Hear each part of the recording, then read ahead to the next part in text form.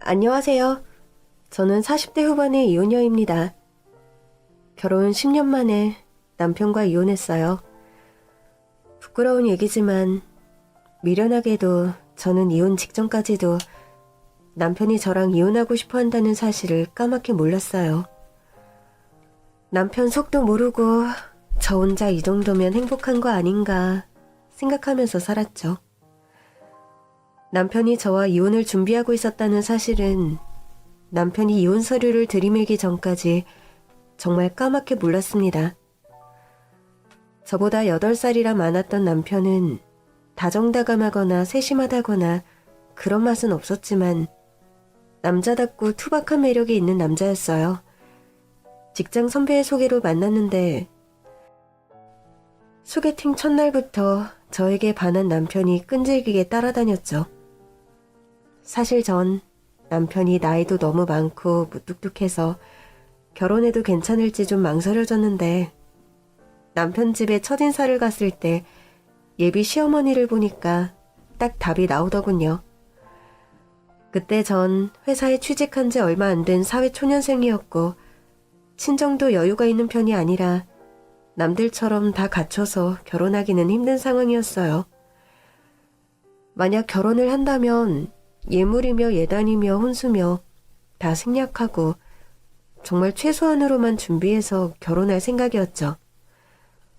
남편은 무조건 제 뜻대로 해주겠다며 결혼하자고 하더군요. 그러더니 예비 시어머니를 처음 뵙는 자리에서 아주 선전포고를 해버린 겁니다. 엄마, 예물이니 예단이니 그런 거 바라지 말아요. 진짜 아무것도 안 할 거니까. 그리고 결혼하면 여기 들어와서 살 거니까 혼수도 필요 없어. 그냥 내 방으로 사람 하나 들어온다 생각하시면 돼요. 그래도 일생에 단 한 번뿐인 결혼인데 그렇게 할 수 있니? 갖출 건 갖추고 할 건 해야지. 하나뿐인 아들인데 엄만 좀 서운하다 얘. 엄마도 참 그게 다 허영이고 사치예요. 우리는 거품 쫙 빼고 아주 간소하게 결혼할 거니까 그렇게 아세요. 남편이 워낙 단호하게 나오니까 일단 그 자리에서 더 이상 말씀은 없으셨는데 어머니 표정이 너무 안 좋으시더군요. 전 어머님이 절 못마땅해 하시는 것도 당연하다고 생각했어요. 빈손으로 시집 오겠다는 며느리를 반길 시어머니는 없을 테니까요. 며칠 뒤 모르는 번호로 전화가 와서 받아보니 아니나 다를까 시어머니였습니다. 할 말이 있어 그러니 잠깐 만나자고 하시더군요. 남편에게는 말하지 말고 둘이만 보자고 몇 번이나 신신당부하시는 걸 보니 좋은 소리는 못 듣겠다 싶었죠. 그리고 시어머니와 대면한 자리에서 저는 잔뜩 긴장을 했습니다. 드라마 속에서나 벌어지던 일이 드디어 나한테도 일어나려나 보다 걱정했죠. 왜 있잖아요. 얼굴에 물 뿌리고 내 아들이랑 헤어져. 이런 거요. 근데 시어머니가 저한테 갑자기 돈 봉투를 내미시는 겁니다. 이게 뭔가요, 어머니? 너희들 아무것도 안 하고 결혼하기로 했다며. 내 아들이지만 참 무심하지. 결혼이 여자한테 어떤 의미인지도 모르고 결혼식은 여자들 일생일대의 꿈인데 게다가 결혼하면 소소하게 돈 들어갈 때도 많고 필요한 것도 많고 결혼하면서 아무것도 안 하다니 몰라도 너무 모르는 소리야. 안 그러니? 그렇긴 한데 형편에 맞춰서 해야죠. 원하는 대로 다 할 수 있나요? 예단비도 생략하기로 했는데. 자, 이거 받아. 1,000,000원이다. 크다면 크고 적다면 적지만 나한테는 정말 소중한 돈이야. 우리 새아가한테 주고 싶다. 결혼 비용에 보태 써다오. 어머, 아니에요, 어머니. 제가 이 돈을 어떻게 받아요? 괜찮아. 받아도 돼. 내가 해주고 싶어서 그래. 너는 세상에 하나뿐인 내 며느리 아니니. 우리 아들이랑 결혼하는데 세상에서 제일 행복하게는 아니더라도 세상 여자들이랑 비슷하게는 행복했으면 좋겠어. 남들 하는 건 얼추 비슷하게 다 해봐야지. 말씀은 정말 감사하지만 저 이 돈 못 받아요. 오빠한테 혼날 거예요. 시어머니가 주는 거니까 받아도 돼. 오빠한테는 말할 필요도 없어. 그리고 앞으로 오빠가 혼내면 나한테 당장 일러라. 이 녀석, 마누라를 신주단지 모시듯 모시고 살아야지 혼내길 누구로 내. 시어머니는 늘 딸을 낳고 싶었는데 본인 팔자에는 딸이 없어서 시커먼 아들만 하나 덜렁 낳았다며 진심으로 저를 딸처럼 예뻐해 주셨어요. 저는 예비 시어머니를 보고 남편과 결혼해야겠다는 결심이 섰습니다. 이렇게 인성 좋은 시어머니가 키운 아들이라면 틀림없이 좋은 사람이겠구나 생각했거든요. 이렇게 해서 저는 남편과 결혼해 시어머니와 함께 시댁에서 신혼살림을 시작했습니다. 신혼 초에 시어머니 모시고 같이 산다고 하면 싫어할 사람도 있겠지만 저는 이상하게 시어머니와 같이 사는 게 하나도 싫지 않았어요. 지금아 돌이켜보면 저는 남편과 깨가 쏟아지는 게 아니라 시어머니와 더 애틋한 결혼 생활을 했던 것 같아요. 어머니는 제가 먹고 싶다는 건 뭐든지 다 해주셨고 밤길 위험하다고 버스 정류장까지 마중 나오실 정도로 저를 진짜 딸처럼 사랑으로 대해주셨거든요. 그런데 꿈같은 세월이 10년쯤 지난 어느 날 남편이 느닷없이 이혼 서류를 저에게 내밀더군요. 이거 얼른 도장 찍어. 길게 끌 생각하지 말고 빨리빨리 끝내자. 이게 뭐야? 갑자기 우리가 왜 이혼을 해? 우린 부부싸움 한 번 없었는데. 그게 문제야. 10년 살면서 부부싸움 한 번 안 한 게 말이 되니? 이래도 흥 저래도 흥. 넌 도대체 아무 생각도 없는 나무 토막 같아. 그게 얼마나 사람 질리게 하는지 알기나 해? 그래서 지금 나랑 진짜 이혼하겠다는 거야? 그래, 그 말 알지? 여우랑은 살아도 곰이랑은 못 산다는 말. 너랑 사는 거? 너무 지겨워. 이제 그만할란다. 지금 그게 이혼 사유가 된다고 생각해? 난 절대 이혼 못해. 그러지 말고 좋게 헤어지자. 이미 마음 떠난 사람 붙잡아서 뭐 할 거야? 권태기도 명백한 이혼 사유야. 권태기도 이혼 사유라고요? 말이면 단지 정말 기도 안 차더군요. 어떻게 10년 세월 동안 이혼 비슷한 내색 한 번 없이 멀쩡히 같이 살다가 갑자기 이혼 서류를 들이밀 수가 있는지. 그 당시에 느꼈던 배신감과 허망함은 이루 말할 수 없을 정도로 컸습니다. 저는 남편에게 이혼 서류를 받은 그날 이후로 10년의 결혼 생활을 계속 곱씹으면서 대체 어디서부터 어떻게 잘못된 건지 생각하고 또 생각했습니다. 내가 뭘 잘못한 걸까? 내가 남편을 너무 소홀히 대했나? 아니면 내가 여자로서의 매력이 부족했나? 남편은 무뚝뚝하고 표현력이 부족한 사람이었기 때문에 뭐든지 그냥 별말 없으면 다 괜찮겠지 하고 넘어갔던 건 사실이었습니다. 어쩌면 이 모든 건 남편의 속마음을 눈치채지 못하고 미련 곰탱이처럼 살아온 제 탓인지도 모르겠습니다. 별하별 자책과 후회 속에서 어떻게든 남편 맘을 돌려보려고 애쓰고 있던 어느 날 저는 충격적인 사실과 마주하게 되었습니다. 모든 진실은 남편의 휴대전화 속에 있더군요. 이게 뭐야? 여기 이 사진 속에 있는 여자 누구야? 아니, 도대체 뭔데 난리야? 어허, 이 여자가 왜 남의 휴대전화를 맘대로 지져? 남편의 휴대전화를 볼 생각은 전혀 아니었어요. 그냥 전화가 울리길래 무심코 집어들었는데 어떤 여자와 남편이 끌어안고 있는 사진이 배경화면에 떡하니 뜨더라고요. 제가 계속 추궁하니까 남편이 불륜 사실을 실토하더군요. 그 여자는 남편과 같은 직장 동료였는데 오피스 와이프네 뭐네 하면서 장난인 듯 농담인 듯 가깝게 지내다가 1년 전부터 급속도로 가까워졌다고 했습니다. 저는 배신감에 치를 떨었죠. 이거였어? 나랑 이혼하자는 이유가? 나랑 이혼하고 불륜녀랑 살려고? 그래놓고 뭐? 곰이랑은 못 살아? 권태기도 이혼 사유라고? 나는 그래도 이혼하잔 소리 듣고 내가 뭘 잘못한 게 있나 매일같이 돌아보고 반성하고 다시 잘해보려고 노력했어. 근데 이렇게 사람 뒤통수를 쳐? 봐. 이게 바로 네가 여우 아니고 곰이라는 증거야. 어떻게 지 남편 바람난 걸 전혀 눈치를 못 채냐? 한심하기는.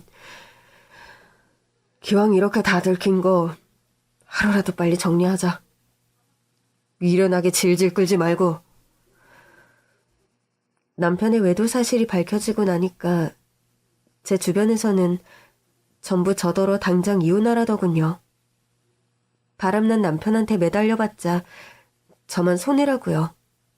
특히 친정엄마가 가장 성하셨죠. 시험관하기를 5번을 해도 애가 안 들어서고 계속 실패하더니 하늘이 도우신 거야. 잘됐다 잘됐어. 애 없을 때 하루라도 빨리 갈라서. 엄마도 참 이혼이 그렇게 쉬워? 어려울 게 뭐 있어. 요즘은 2집 걸러 한 집이 이혼이라더라. 이혼은 흠도 아니야. 게다가 박서방이 바람 피워서 이혼하는 거니까 위자료도 왕창 받아낼 수 있잖아. 그거 받아서 팔자라도 고쳐야지. 그래도 같이 산 세월이 있는데 무자르도 싹도 나 그렇게는 못하겠어, 엄마. 박서방이 잘못했다고 용서해달라고 하면 난 다시 받아줄 것 같아. 그러면 안 되겠지? 당연하지, 이거사. 정신 차려. 바람난 서방도 서방이라고 무슨 미련이 남아서 그깟 놈 찬란해지를 못해. 부실해서 애 못 낳는다고 널 그렇게 구박하더니 지는 힘이 남아 돌아서 바람까지 피웠다니? 천벌을 받을 놈. 마음 떠난 놈한테 뭐하라 구질구질하게 매달려. 너는 자존심도 없어? 엄마 말씀이 다 맞아요. 바람난 남편을 다시 받아줄 생각을 하다니 정말 제가 미련해도 너무 미련했죠. 하지만 저는 정말로 남편이 잘못을 뉘우치고 돌아온다면 한 번은 용서하고 받아주고 싶었어요. 이유는 바로 저희 시어머니 때문이었죠. 제 주변 사람들 중에서 시어머니만이 유일하게 저더러 이혼하지 말라고 말리시더라고요.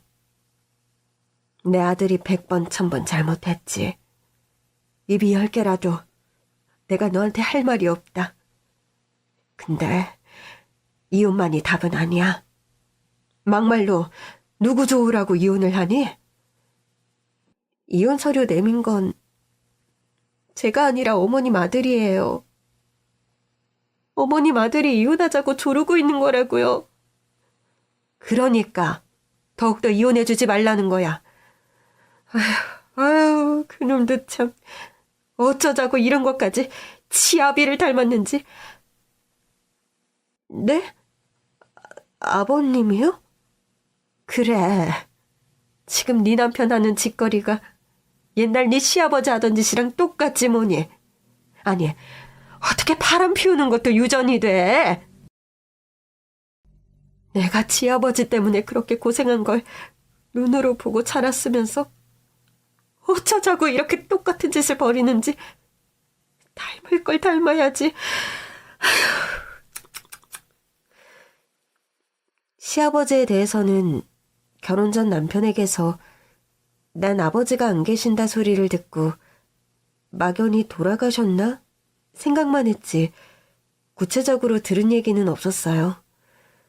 시어머니 입에서 시아버지 얘기를 들은 건 그날이 처음이었습니다. 너한테 사실대로 얘기 못해서 미안하다. 뭐 그렇게 자랑할 만한 얘기는 아니라 숨긴 건데. 사실 너희 시아버지랑 나랑 오래전에 이혼했어.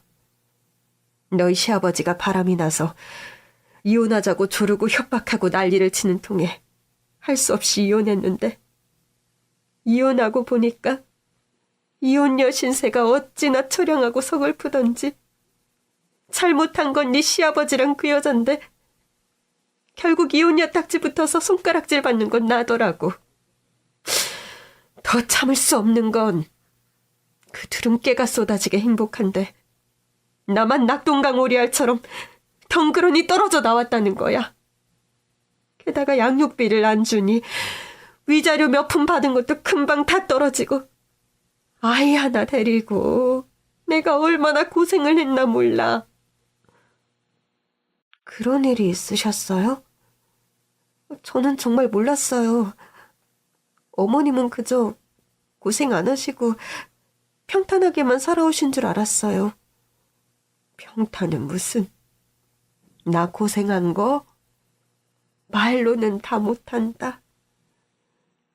그러니까 누구 좋으라고 이혼하냐는 말 그냥 나온 말이 아니야. 다 내 경험에서 나온 거지. 네가 여기서 이혼해주면 바람난 그년 좋은 일만 시키는 거야. 네 남편 네 손으로 그 여자한테 갖다 붙여주는 꼴이라고. 어머니, 그래도 저는 못하겠어요. 남의 행복 방해하자고 제 인생을 불행 속에 던져넣을 수는 없잖아요. 오빠랑 이혼 안 하고 버텨봤자 저만 더 힘들고 괴로울 것 같아요.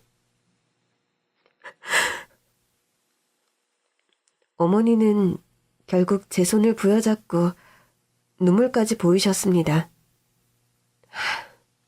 미안하다. 내가 미안해. 이 모든 게 전부 자식 잘못 키운 내 죄인데 내가 어떻게 너한테 감히 이혼을 하라 마라 하겠니? 다만 너랑 함께 산 10년 세월 동안 진짜 딸 하나 생긴 것처럼 행복했는데 이렇게 생이별해야 된다는 게 너무 마음이 아프다.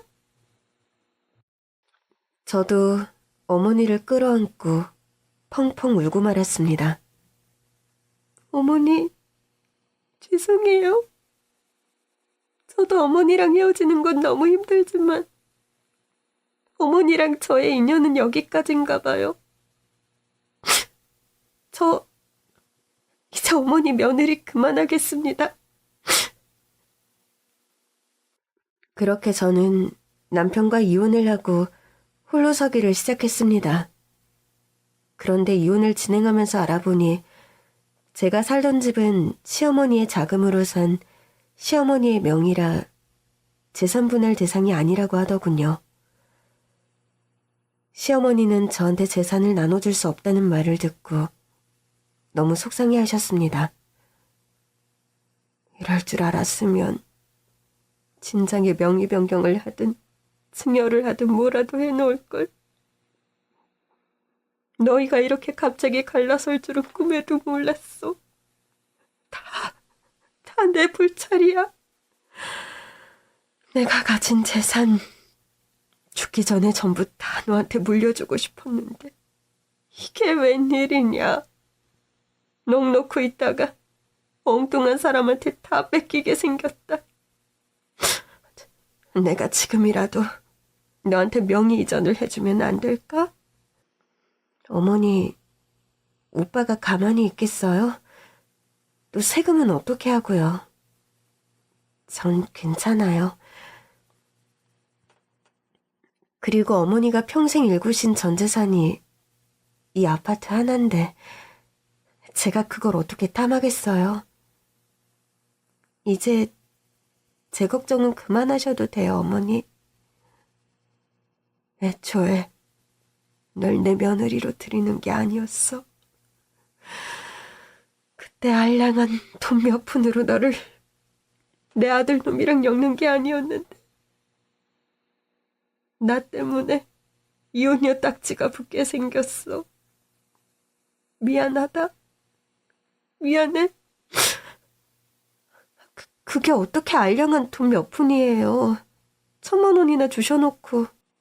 어머니, 저 이혼하는 거 너무 속상해하지 마세요. 사필 규정이라고 다 순리대로 되겠죠. 다행히 전 위자료 청구 소송을 통해서 남편과 상간녀에게 얼마간의 위자료를 받아 작은 방 한 칸을 구하고 새 출발을 했습니다. 그리고 과거의 모든 것과 안녕을 구하기로 했죠. 절 친딸처럼 사랑해주셨던 시어머니와도 연락을 끊었습니다. 어머니가 계속 저한테 신경을 쓰고 미안해하시는 게 너무 죄송스럽더라고요. 남편이 상간녀와 재혼한다고 하니 어머니도 이제 헌 며느리는 있고 새로운 며느리에게 정부치고 사시는 편이 훨씬 낫겠다 생각했죠. 그렇게 어머니와 저는 서로 소식을 끊은 채 각자의 인생을 살아갔습니다. 저는 작은 회사에 사무직으로 취업했고 조금이나마 고정 수입도 생기면서 차츰 생활의 안정을 찾았습니다. 그동안 못 만났던 친구들도 만나고 하고 싶었던 취미도 배우면서 조금씩 이혼녀의 삶을 즐기게 되었죠. 이혼하고 보니 내가 왜 하루라도 빨리 이혼하지 못하고 망설였을까 후회가 될 정도로 싱글녀의 생활이 만족스럽더군요. 그런데 어느 날 반갑지 않은 전화 한 통이 걸려왔습니다.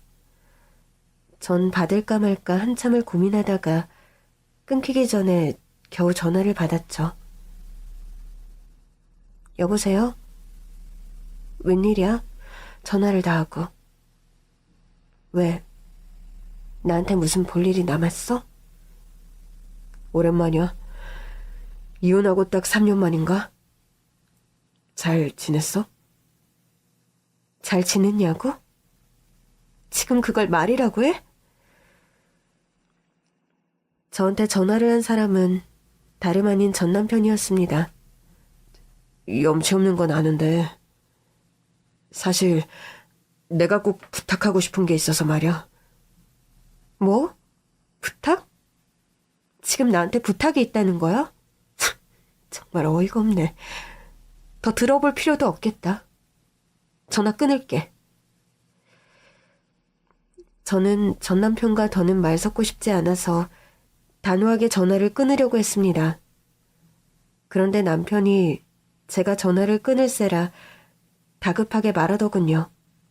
제발 내 얘기 한 번만 들어줘. 엄마가 너 찾으신다. 엄마라는 말에 가슴이 철렁 내려앉았습니다. 어머니가 왜? 지금 많이 아프시다. 병원에 입원해 계신데 다른 사람은 다 필요 없다 하고 너만 찾으셔. 아니, 어머니가 어디가 아프신데. 나랑 살 때만 해도 어디 한 군데 아픈 곳 없이 얼마나 정정하셨는데. 또 있는 참. 침대에서 내려오다가 고관절을 삐끗해서 거동을 전혀 못하셔. 네가 엄마 보러 한 번만 와줄 수 없을까? 마음 같아서는 당장에 시어머니를 뵈러 가고 싶었습니다. 거동을 못하신다니 걱정도 되고 또 절 딸처럼 대해주셨던 어머니를 오랜만에 너무 뵙고 싶기도 했어요. 하지만 다시 남편이랑 마주치게 되는 건 죽기보다 싫더군요. 그래서 전 남편의 부탁을 거절하고 말았죠. 마음은 무거웠지만 전 시어머니를 뵈러 가는 건 좀 아니다 싶었어요. 그냥 먼 곳에서나마 어머니의 빠른 쾌유를 빌어드렸습니다. 사실 골절이라고 하니 심각한 병이 아니라는 생각에 좀 가볍게 여긴 것도 있었죠. 그러나 정확히 석 달 후 전 남편으로부터 다시 전화가 걸려왔습니다. 왜? 또 무슨 일이야? 이혼한 사이에 왜 자꾸 전화를 해? 제발 이렇게 부탁할게. 우리 엄마 한 번만 보러 와줘. 자꾸 어머님 핑계대면서 연락할 구실 만드는 거 아니야? 제온도에서 잘 살고 있는 걸로 알고 있는데 자꾸 전부인한테 전화하는 거 말도 안 되는 짓이야. 그게 아니야. 너한테 미안한 마음은 많지만 미련은 없어. 엄마 핑계로 너 어떻게 다시 해보려는 그런 거 아니야. 엄마가 진짜 안 좋으셔. 정말이야? 그래, 위독하셔. 곧 돌아가실 것 같대. 근데 엄마가 계속 너만 찾는다. 염치 없지만 제발 엄마 한 번만 만나줘라. 이야기를 들어보니 시어머니는 고관절 골절로 입원했다가 오랜 병원 생활 탓에 여러 가지 합병증을 얻고 회복이 안 되신 모양이었어요. 지금 요양병원에 계신데 요양보호사나 간병인은 물론 아들과 새며느리 손길도 다 거부하시고 오직 저만 찾으신다는 거예요. 노인네가 치매가 온 것 같아. 어찌나 난폭하고 거칠게 구시는지. 아무도 손도 못 대고 있어. 제발 와서 치료 잘 받고 의사가 하라는 대로 말씀 잘 들으라고 얘기 한 번만 해줘. 내가 오죽했으면 너한테 또 연락을 했겠니? 나 진짜 염치 없는 거 아는데 지금 지푸라기라도 잡는 심정이야. 우리 엄마 살릴 사람은 너밖에 없어. 상황을 들어보니 좀 심각한 것 같아서 두 번은 거절하기가 어렵더군요. 이혼한 전 시어머니니 뭐니 복잡한 건 일단 접어두고 예전에 저를 많이 아껴주셨던 고마웠던 어른 병문안 간다 생각하고 무작정 어머님이 입원하셨다는 요양병원을 찾아갔습니다. 직접 가서 뵈니 어머니의 상태는 차마 눈 뜨고 보기 힘들 정도였습니다. 고관절 수술로 거동을 못하신 탓에 오랫동안 침대에서만 생활하신 어머니는 몰라볼 정도로 쇠약해진 상태더군요. 근육이며 살이며 다 빠져나간 앙상한 팔은 주사바늘을 하도 찔러대서 그런지 전체가 검붉은 멍투성이었습니다. 다리는 더 심각했죠. 뼈가 그대로 드러나서 조금만 힘주어도 똑 부러질 것 같더군요. 전 그 자리에서 어머니를 끌어안고 울음을 터뜨렸습니다. 어머니, 저 왔어요. 이럴 줄 알았으면 진작에 찾아뵐걸. 너무 늦게 와서 죄송해요. 그렇게 건강하시던 분이 이게 웬일이래요, 어머니. 근데 어머니가 절 전혀 못 알아보시는 겁니다. 몇 개월째 이어진 병원 생활 때문에 인지장애까지 겪고 계신 모양이었어요. 아니, 누구신데 여기서 이렇게 울고 계세요? 울지 말아요. 어머니, 저예요. 어머니 며느리요. 응? 우리 며느리는 나랑 안 살겠다고 나갔어요. 우리 며느리는 이제 없어. 어머니, 저 왔어요. 다시 한번 자세히 보세요. 어머니는 앙상한 팔로 제 얼굴을 부여잡고 이리저리 천천히 살피시더니 가까스로 저를 기억해내신 듯 제 이름을 부르시더군요. 민정이냐? 진짜 우리 민정이가 온 거야? 네, 저 왔어요, 어머니. 민정이 맞아요. 알아보시겠어요? 내가 얼마나 기다렸는데 드디어 왔구나. 마리아가. 아유, 내가 너를 어떻게 몰라보겠니.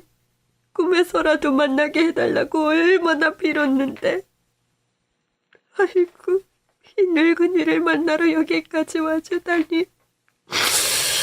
정말 고맙다. 고마워.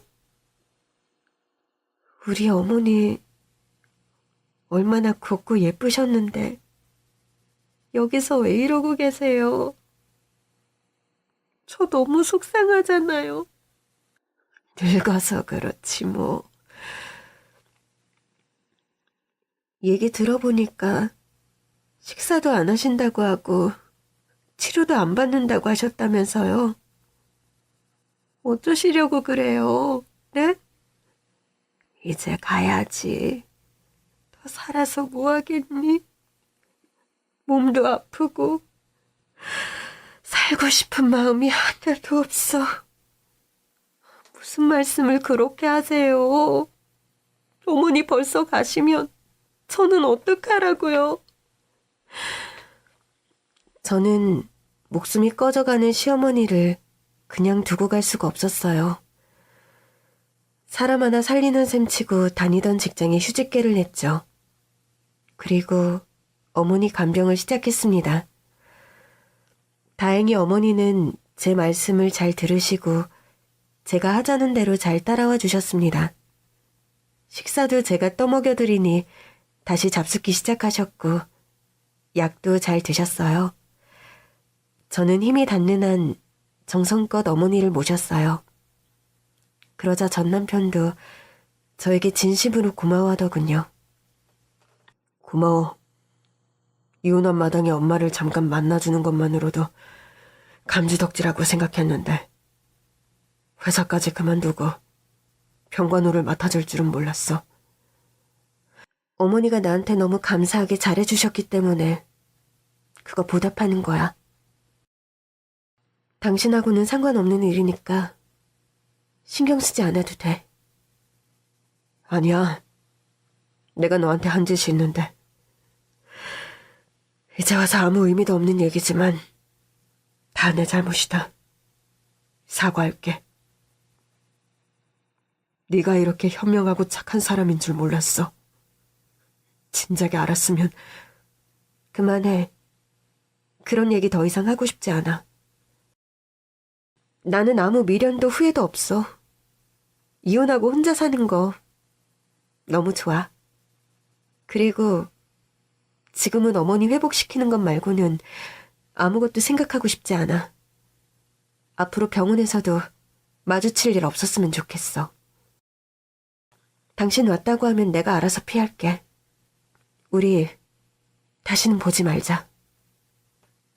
그런데 제가 전 남편과 심각한 얘기를 나누는 걸 봤는지 요양보호사 아주머니들 사이에서 저와 관련해서 이상한 소문이 퍼지더군요. 저기 아가씨. 네? 저요? 저 아가씨는 아닌데. 305 김순자 할머니랑 관계가 어떻게 돼? 딸이야? 아니, 딸은 아니고 뭐 딸 비슷한. 아니면 아닌 거지. 딸 비슷한 건 또 뭐야? 분명히 김순자 할머니는 아들만 하나 있다고 그랬는데. 근데 그 집 며느리도 아니잖아. 그 집 며느리는 내가 한 번 봤는데 성깔이 보통이 아니던데. 시어머니한테 소리를 막 지르더라고. 예? 소리를 질러요? 뭐라고요? 아휴, 그렇게 밥도 안 먹고 약도 안 먹고 사람 괴롭히려고 작정을 하셨냐고. 계속 이렇게 나오면 다 나와도 집으로 안 모신다고 요양원으로 가시라고 어찌나 그렇게 무섭게 소리를 지르던지 여기 병원 사람들 다 들었잖아. 그때 순자 할머니가 충격을 좀 받으셨는지 그날부터 정신이 오락가락 하시더라고. 며느리가 아주 못됐어. 저는 요양보호사 아주머니의 말을 듣고 너무 속상하고 마음이 아팠어요. 저한테 친정엄마나 다름없던 소중한 분인데 그렇게 홀대를 당하셨다니 참을 수가 없더군요. 제 남편이랑 불륜을 저질렀다는 걸 알았을 때나 제가 이혼을 했을 때도 남편은 믿고 원망스러웠지만 얼굴 한번 본 적 없는 상대방 여자에 대한 감정은 없었어요. 어쨌든 이혼은 남편과 저의 문제라고 생각했거든요. 그런데 지금은 시어머니에게 함부로 대하는 그 여자를 용서할 수가 없더라고요. 그때 요양보호사 아줌마가 더욱 황당한 말씀을 하시는 겁니다. 그래서 말인데 아가씨 그 집 아들이랑 무슨 관계가 있는 거 아니야? 예? 그게 무슨 말씀이세요? 그렇잖아. 딸도 아니고 며느리도 아닌데 왜 놓친 내 똥오줌을 다 받아내고 있냐고. 말이 안 되잖아. 아가씨, 순자 할머니 아들 숨겨놓은 애인이야? 너무 화가 나고 어이가 없더군요. 남편이 바람 피워서 이혼한 것도 억울한데 이번에는 남편의 상간녀로 오해를 받다니요. 그런 거 아니라고 단호하게 말하려는 찰나 갑자기 뒤에서 시어머니 불호령이 떨어지더군요. 어느새 시어머니가 휠체어를 타고 나타나신 겁니다. 이 여편 내가 지금 남의 딸 보고 뭐라는 거야? 예? 할머니 딸이에요? 그래. 아들보다 더 귀하고 소중한 우리 딸이야. 한 번만 더 헛소리들 짓거려봐. 내가 가만 안 둘 테니까. 전 몰랐죠. 죄송해요. 요양보호사 아줌마는 민망한 듯 주랭랑을 쳐버리더군요. 고맙습니다, 어머니. 그런 어이없는 소리를 뭐하러 듣고 서 있어? 저도 그런 거 아니라고 확실하게 말하려고 했어요. 근데 어머니, 오늘따라 기운이 넘치시네? 목소리도 우렁차고 저 깜짝 놀랐어요. 이러다 조만간 퇴원하시는 거 아니에요? 다 네 덕이지 뭐. 너가 옆에서 돌봐준 다음부터 확실히 입맛도 좋아지고 기운도 나고 하루하루 몸이 좋아지는 게 느껴져. 너도 알다시피 처음엔 기저귀 차고 누워만 있었는데 이제 휠체어에 앉아서 화장실도 가잖니. 이건 기적이야. 그리고 무엇보다 기분이 너무 좋아. 요즘 아주 행복해. 치료도 열심히 받고 식사도 잘하신 덕분인지 시어머니는 정말 제가 처음 요양병원으로 찾아왔을 때랑은 비교도 안 되게 건강해지셨어요. 아직 혼자서 걷는 건 힘들었지만 휠체어 타고 산책도 많이 하고 또 물리치료도 열심히 받으시면서 활력을 되찾으셨어요. 의료진들도 이렇게 짧은 시간 안에 건강이 좋아진 건 기적이라고 하더라고요. 어머니는 다 제 덕이라며 주름지고 거친 손으로 제 손을 한참 동안 쓰다듬어 주셨어요. 전 그동안의 노력을 보상받는 것 같아 너무 기뻤죠. 그런데 갑자기 뜻밖의 사람이 시어머니를 찾아왔습니다. 제가 절대로 마주치고 싶지 않은 얼굴. 바로 어머니의 새며느리, 제 전남편의 상간녀인 그 여자였습니다. 그 여자는 다짜고짜 찾아와서는 어머니를 다른 병원으로 모셔가겠다면서 짐을 챙기기 시작했습니다. 갑자기 찾아와서 왜 이러는 거야? 나를 어디로 옮기려고? 제가 하자는 대로 가만 계세요. 어머니 며느리는 저예요. 시어머니한테 함부로 하는 걸 눈앞에서 목격하고 나니까 저도 더 이상은 못 참겠더군요. 그래서 전 어머니 앞을 가로막고 나섰습니다. 이봐요. 아프신 분한테 지금 뭐 하는 거예요? 그러자 그 여자가 저를 매섭게 노려보더군요. 당신 속셈이 뭔지 알아. 아는데 당신 뜻대로는 절대 안 될 거야. 알겠어? 내가 무슨 속셈이 있다는 거예요? 나는 당신들이 돌보지 않은 우리 시어머니 돌봐드린 것밖에 없어요. 우리 시어머니? 진짜 기가 막히네. 겉으로는 순진한 척 착한 척 하면서 속으로는 딴 생각하는 거 누가 모를 줄 알고? 딴 생각이라뇨? 어머니 핑계로 접근해서 내 남편이랑 다시 어떻게 해볼 모양인데 아직도 당신이 그 사람 본 마누라인 줄 알아? 어림없어.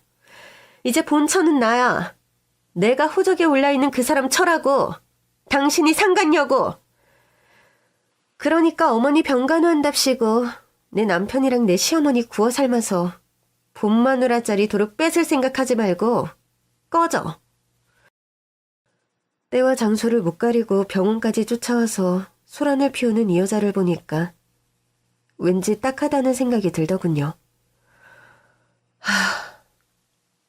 이봐요. 진정해요. 전 당신 남편 뺏을 생각 추호도 없어요. 우리 이렇게 만나는 거 처음이죠? 그 사람 휴대폰에서 사진만 한번 봤지 재판 때도 못 만났던 것 같아요. 갑자기 무슨 헛소리야? 우리가 만나고 자시고 할 사이는 아니잖아?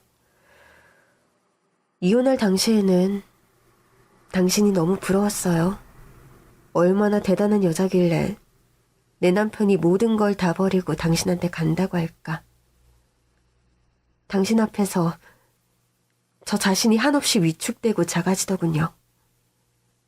근데 오늘 보니까 제가 잘못 생각했네요.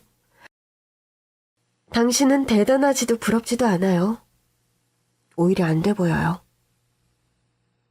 많이 불안해요? 당신 자리 뺏길까봐? 아프신 시어머니라도 옆에 붙잡아둬야 할 만큼 자신이 없나 봐요? 근데 이런다고 달라지는 건 없어요.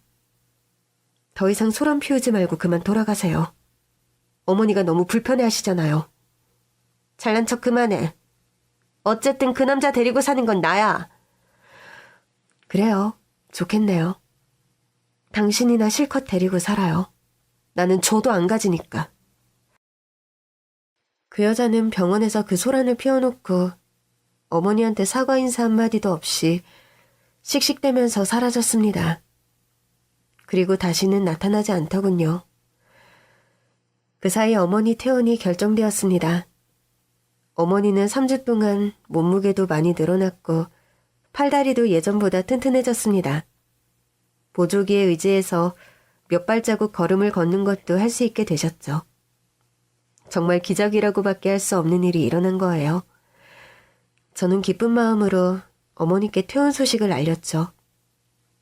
근데 어머니도 좋아하실 줄 알았던 제 생각과 달리 어머니 얼굴이 어두워지는 겁니다.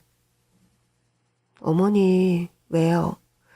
퇴원한다는데 안 좋으세요? 뭐 걱정되는 거 있으세요?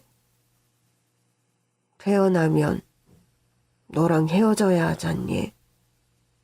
퇴원하고 나면 누구 독한 것이 와서 며느리라고 설치고 난리를 칠 텐데. 난 그 꼴 보기 싫다. 너무 싫어. 아무래도 어머니는 일상으로 돌아가 새 며느리가 당신 집에 들락거리면서 며느리 행세할 걸 생각하니 너무 싫다고 하시더군요. 그러더니 갑자기 울면서 저한테 매달리시는 겁니다. 민정아, 그러지 말고 나랑 같이 살면 안 될까? 네? 어머니랑 같이 살자고요? 그래, 우리 예전처럼 오순도순 재미나게 같이 살자, 응? 저도 어머니랑 같이 살던 그때가 그리워요. 그렇지만 이제 안 되는 거 어머니도 아시잖아요. 이혼한 마당에 제가 어떻게 어머니랑 살아요. 그건 아닌 것 같아요, 어머니. 내가 앞으로 살면 얼마나 살겠니? 남은 인생은 남 눈치 볼 것 없이 나 하고 싶은 대로 하면서 내가 사랑하는 사람이랑 살고 싶어서 그래. 너 그렇게 이혼하고 나간 뒤로 내가 얼마나 외롭게 살았는지 아니? 10년을 너랑 칠달처럼 정답게 살다가 갑자기 헤어지니까 생살 떼어내는 것 같이 아프더구나. 게다가 너도 봤잖니. 새로 들어왔다는 애 하는 짓 말이야. 그거 인간 아니다. 상종 못해. 어머니 어머니 하면서 얼굴 몇 번 내비치더니 다치고 나니까 병원에 버려놓고 아예 들여다보지도 않더라고. 이렇게 죽는구나. 다 포기하고 있었는데 네가 와서 나 살린 거야. 이 은혜 절대 아니지만 아들이고 며느리고 다 소용없어.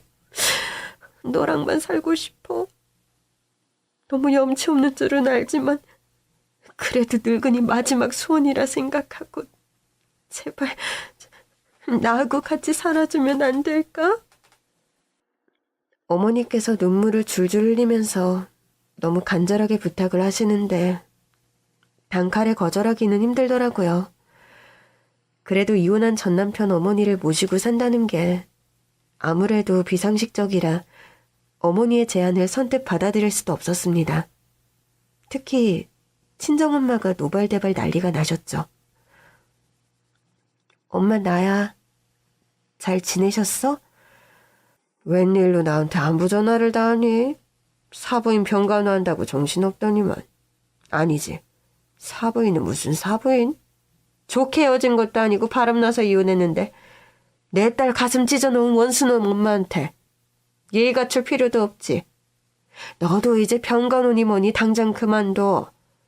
네가 그 노인네 다 돌아가시게 생겼다고 울고불고 하도 난리를 치니까 인간적으로 불쌍하고 가여워서 간병인 노릇하는 거 허락했다만 이제 더 이상은 나도 못 참아. 벌써 한 달이 넘었어. 회사도 다 때려치우고 뭐 하는 짓이야? 간병인을 썼으면 500도 넘게 들었어. 근데 어디서 귀한 남의 딸을 데려다 공짜로 험한 일을 시키냐고. 그렇게 말하지 마, 엄마. 내가 해드리고 싶어서 한 일이야. 그리고 이제 곧 퇴원하실 거야. 뭐? 퇴원한다고? 이제 괜찮으신 거야? 많이 회복되셨어. 그래도 다행이네. 그 나이에 요양원에서 호전되기 쉽지 않을 텐데. 그거 다 네 덕이다. 네 정성에 저승사자도 감복해서 못 잡아간 거야. 그래서 말인데 내가 어머니를 조금만 더 돌봐드리면 어떨까? 뭐? 퇴원한다면서 뭘 더 돌봐드려? 아직 혼자서는 거동이 좀 힘드시니까 집에 돌아가면 생활하기도 불편하고 혼자 계시니까 위험하기도 하고. 아니 그게 뭔 소리야? 그러니까 너희 시어머니 집에 따라 들어간다는 거야? 엄마 생각은 어때? 내가 전 시어머니 모시고 산다고 하면 사람들이 미쳤다고 할까? 당연하지. 너 제정신이야? 누굴 모시고 산다고? 차라리 나를 모셔라. 이 세상에 바람나서 이혼한 전남편 친모랑 같이 사는 여자가 어디 있니? 내 평생 그런 얘기는 들어본 적도 없어. 그게 무슨 해괴망측한 일이야. 너 당장 박서방 내랑 인연 딱 끊어. 너희 시어머니 돌아가셨다 그래도 가지마. 한 번만 더 그쪽 사람들이랑 엮이면 네 엄마 아버지가 돌아갈 거니까 그렇게 알아. 엄마 저 그래도 시어머니의 아들은 미워해도 시어머니는 미워하지 말라는 말도 있잖아. 그런 말이 어딨어. 죄는 미워해도 사람은 미워하지 말라 그거 아니야. 아유 이 미련 곰탱이야. 이게 뭐하는 짓이야. 그 난리를 치고 이혼한 지 3년이 넘었는데 왜 아직도 그쪽이랑 엮여서 헤어나오지를 못하냐고. 엄마가 말리시는 것도 당연했어요. 그 누구라도 저보고 미쳤다고 하겠죠. 근데 이상하게 저는 시어머니 뜻대로 해드리고 싶은 겁니다. 아마 어머니의 여생이 얼마 남지 않았다는 걸 직감했기 때문이었겠죠. 전 시어머니께 제 결심을 말씀드렸습니다. 어머니, 어머니랑 제가 같이 살 수 없는 사이라는 건 아시죠? 그럼 잘 알지. 다 아들 잘못 키운 내 탓이지 뭐. 어머니가 지금 며느리 마음에 안 들어 하시는 것도 알고 은근히 저희들 다시 재결합하기를 바라시는 것도 알고 있어요. 그런 마음 아예 없다면 거짓말이겠지. 나도 사람인지라 안 되는 걸 알면서도 자꾸 미련이 생겨서 그런다. 미안해. 저 어머님이 재결합 얘기 안 꺼내시면 어머니랑 같이 살게요. 뭐? 그게 정말이니? 진짜 그래 줄 수 있어? 친정엄마가 엄청나게 반대하고 계시지만 그래도 저 어머니랑 다시 한번 살고 싶어요. 결혼 생활 10년 동안 어머니한테 큰 사랑 받았던 것도 감사하고 이혼하면서 본의 아니게 상처드렸던 것도 죄송해요. 다 보답해드리고 싶어요. 그리고 무엇보다 어머니랑 산 세월 동안 저도 참 좋았어요. 다시 한번 둘이서 그렇게 재밌게 살아보고 싶어요. 고맙다. 고마워. 제 말씀을 듣고 아이처럼 활짝 웃으며 좋아하시던 어머니의 얼굴이 아직도 떠오릅니다. 저는 이렇게 어머니와 함께 말도 안 되는 기막힌 동거 생활에 들어갔습니다. 친정엄마도 겨우겨우 설득해서 이제 어머니와 제가 행복할 일만 남았나 했는데 그게 아니더군요.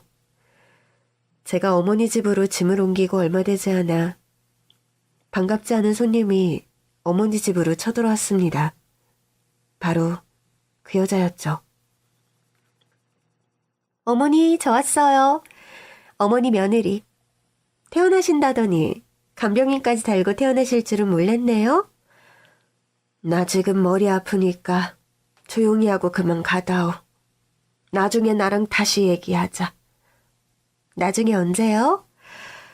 저 여자가 우리 집 안방 차지한 다음에요? 정말 해도 너무하시네요. 이제 이 여자를 어머님 집에 숨겨두고 저 몰래 가족 모임이라도 하려고 그러셨어요? 왜 저는 인정을 안 해주고 저 여자만 싸고 돌아요? 왜? 그때 전 남편이 황급히 뒤따라 들어오더군요. 진정 좀 해, 이 사람아. 병원에서 이제 막 태어난 사람한테 이게 무슨 행패야? 진정하게 됐어? 이 여자가 어머님 집에서 같이 산다는데 내가 그 꼴을 어떻게 봐? 못 보면 네가 엄마 모실 거야? 말해봐. 네가 모실 거냐고. 전 남편 말에 그 여자는 아무 말도 못하고 있다가 머쓱하게 돌아가 버렸습니다. 어머니는 한심한 듯 혀를 차며 당신 아들 며느리의 뒤통수에 대고 한 말씀 하시더군요. 아유, 저것들이 내 아들 며느리라니. 난 부끄러워서 못 살겠다. 나는 이제 자식 없는 셈치마. 아들 며느리가 나 못 모신다고 하니 민정이랑 살아야지 뭐 안 그러냐? 난 나대로 잘 살 테니까 나 신경 쓰지 말고 앞으로 너희들 다시는 여기 얼씬도 하지 마. 알겠니? 어머니는 분이 안 풀리셨는지 대문 밖에다 소금까지 한 주먹 뿌리시더군요. 그 이후로 저와 어머니에게 짧은 평화가 찾아왔습니다. 어머니와 제 관계를 모르는 사람들은 전부 다 제가 어머님 딸인 줄 알더라고요. 그리고 우리가 어떤 사이인지 아는 사람들은 뒤에서 수군대며 욕도 하더군요. 노인네가 유별나서 아들 며느리랑 의절하고 옛날 며느리 데리고 산다든지 여자가 미련스러워서 이혼하고도 시집살이를 당하고 있다든지 하는 얘기들이요. 하지만 어머니와 저는 신경 쓰지 않았어요. 남들이 뭐라고 떠들어대든 우리만 좋으면 그만이라고요. 그렇게 어머니는 제 옆에서 마음 편히 사시다가 저랑 같이 산 지 1년 만에 돌아가시고 말았습니다. 어머니가 세상 떠나신 건 너무 슬펐지만 저는 그래도 요양원 같은 곳에서 쓸쓸하게 생을 마감하는 것보다 어머님 집 침대에서 편안하게 눈 감으신 게 다행이라 생각했어요. 제가 어머니의 마지막을 지켜드렸다는 것도 제게는 큰 위안이 되었고요. 제 할 일을 다 마친 듯 제 마음도 편안했습니다. 그런데 어머니를 보내드리고 얼마 지나지 않아 생각지도 못했던 곳에서 저한테 연락이 왔습니다. 바로 변호사 사무실이었죠. 이민정 씨 되시죠? 그런데요? 무슨 일 때문에 그러시죠? 고 김순자님 유언장 공개 때문에 연락드렸습니다. 유언장이요? 근데 저는 김순자 씨랑 법적으로 아무 관계도 아니라서요. 어머니 유언장 공개하는데 저는 갈 필요가 없을 텐데요. 뭔가 잘못 알고 연락하신 거 아닌가요? 아닙니다. 고인께서 이민정 씨께 남기신 게 있습니다. 저는 고인의 뜻에 따라서 그대로 집행할 뿐입니다. 내일 저희 사무실로 나오시면 유언장을 공개하도록 하겠습니다. 전 의아한 마음으로 변호사 사무실로 찾아갔습니다. 어머니께서 대체 저한테 뭘 남기신 건지 궁금하더라고요. 근데 변호사 사무실에 도착하니 아니나 다를까 전 남편이 와 있더군요. 어머니의 유일한 혈육이니 당연하겠죠. 마지막까지 우리 엄마 편히 모셔줘서 고마워. 꼭 고맙다는 인사를 하고 싶었는데.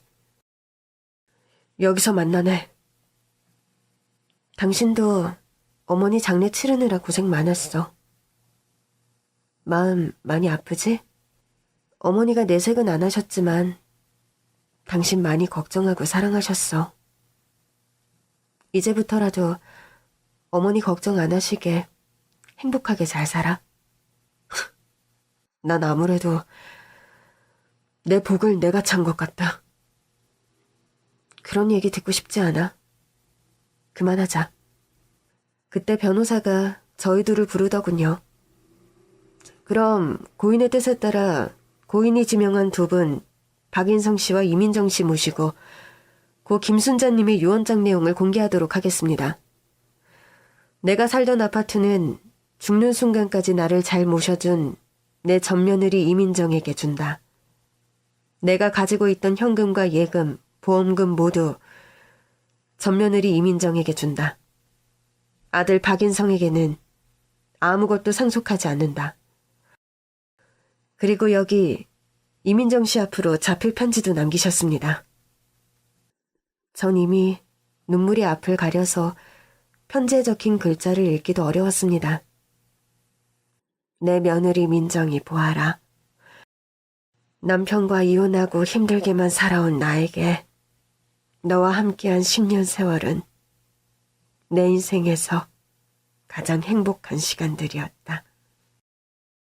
그 좋았던 시간을 다시 한번 느껴보고 싶어서 같이 살자는 말도 안 되는 부탁을 했는데 거절하지 않고 받아준 너에게 보답하는 의미로 내가 줄 수 있는 모든 것을 남긴다.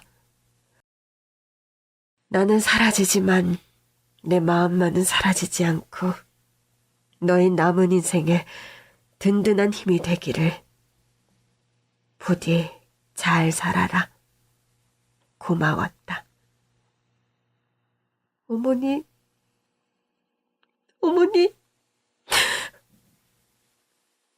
이렇게 해서 유언장 공개는 끝이 났습니다. 저는 어머님의 마지막 편지 내용을 듣고 슬픔이 복받쳐 올라와 통곡할 수밖에 없었죠. 그때 변호사가 남편에게 한마디 하더군요. 만약 유언장 내용에 불만이 있으시면 아드님께서는 소송을 제기할 수 있습니다. 저희가 소송 진행 도와드릴까요? 제가 아무리 불효자라지만 어머니 마지막 뜻이라는데 그것만은 지켜드려야 하지 않겠습니까? 저는 엄마 마음 아프게 해드린 것 말고는 한 게 아무것도 없어요. 엄마 재산 상속받을 자격도 없고요. 아프실 때도 옆에서 손 한 번 잡아드린 적 없는데요. 이 사람이 다 했죠. 그리고 제가 이 사람한테 잘못한 것도 많고요. 사죄하는 뜻으로 유언장 내용 그대로 받아들이고 상속 포기하겠습니다. 이대로 유언장 집행해 주시죠. 이렇게 해서 저는 시어머니가 남긴 전 재산을 상속받을 수 있었습니다. 전 남편은 결국 상속 문제로 아내와 계속 다투다가 또 이혼했다고 하던데 그 이후로 소식이 끊어져 자세한 상황은 알지 못합니다. 참 안타까운 일이죠. 어머니가 제게 주신 유산들은 어머니 말씀대로 제 인생에 큰 힘이 되었습니다.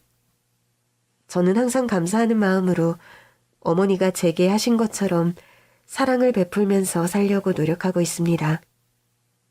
사랑하는 어머니가 하늘에서 제 사연을 듣고 계셨으면 좋겠네요. 어머니, 감사합니다.